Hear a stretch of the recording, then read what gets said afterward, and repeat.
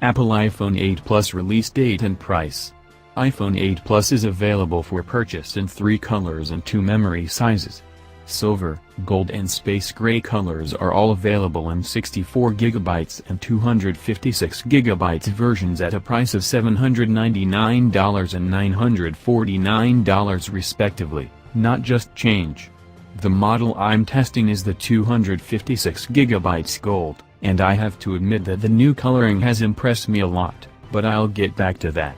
The price is really high considering that a few years ago at the same price you could buy a new MacBook, but we are used to the premium prices set by Apple, and whoever chooses this type of product accepts it without protesting. Apple iPhone 8 Plus design and build quality. At first glance, we don't quite have the impression of using a new smartphone. The front is perfectly identical to the previous generation, and in my case it's white colored.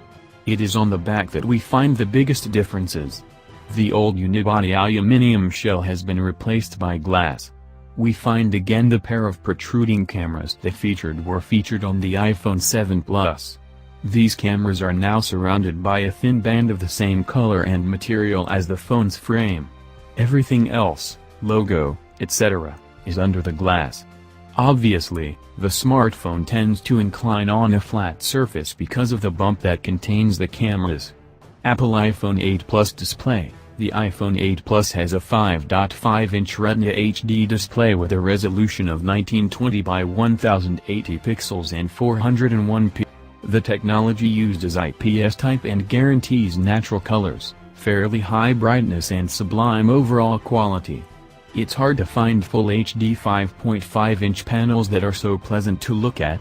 Unfortunately, there is no HDR mode, no 120Hz update frequency like iPad Pro, and the ratio remains the classic 16:9. Nothing exceptional, therefore, but despite everything, it is one of the best IPS displays you can find on the market.